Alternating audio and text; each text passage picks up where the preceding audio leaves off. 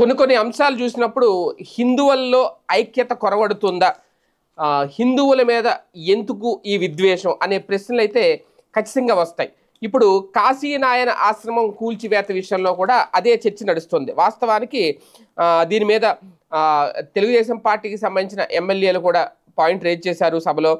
పేదవాడి ఆకలి తీర్చే క్షేత్రం కాశీనాయన ఆశ్రమాన్ని కోల్చడం దుర్మార్గమైన చర్య అంటూ కూటమికి సంబంధించిన పార్టీల ప్రజాప్రతినిధులు కూడా మండిపడుతున్నారు.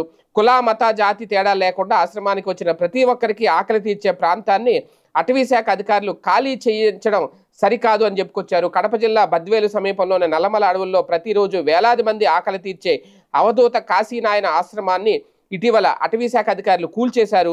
ఆశ్రమాన్ని కూల్చివేయడం రాయలసీమ, నెల్లూరు, ప్రకాశం జిల్లాల్లో పెద్ద దుమారమే రేపింది. ఈ నేపథ్యంలోనే బుధవారం నిన్న అసెంబ్లీ సమావేశాల్లో ప్రశ్నోత్తరాల సమయంలో గౌరు చరిత పాణ్యం ఎమ్మెల్యే టీడీపీ, అలాగే ఆదినారాయణ రెడ్డి జమ్మలమడుగు బీజేపీ ఈ అంశాన్ని లేవనెత్తారు. బాధ్యులపై చర్యలు తీసుకోవాలని, కూల్చిన ఆశ్రమాన్ని అక్కడే రాష్ట్ర ప్రభుత్వ ఖర్చుతో నిర్మించాలని డిమాండ్ చేశారు.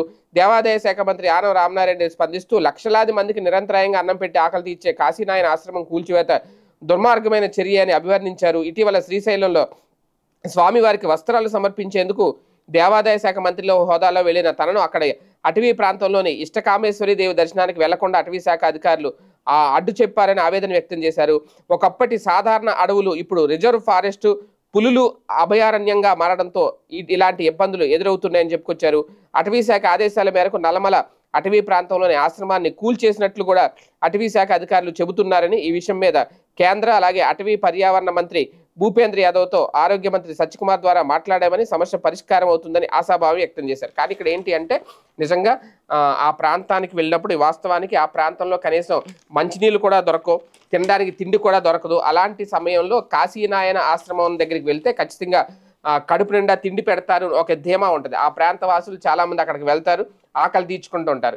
అటువంటి ఆశ్రమాన్ని అటవీ శాఖ అధికారులు కూల్చివేయడం అనేది, ఇప్పుడు అటవీ శాఖకు ఎవరున్నారు మంత్రిగా?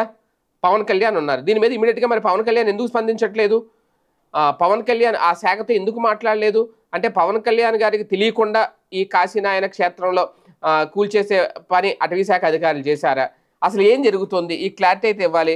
తెలుగుదేశం పార్టీ నాయకులు అయితే దీన్ని తీవ్రంగా వ్యతిరేకిస్తున్నారు, తప్పుపడుతున్నారు. మళ్ళీ ఎక్కడ కూల్చారో అక్కడే మళ్ళీ ఆశ్రమాన్ని నిర్మించాలనే డిమాండ్ అయితే టీడీపీ సభ్యులే సభలో లేవనెత్తారు.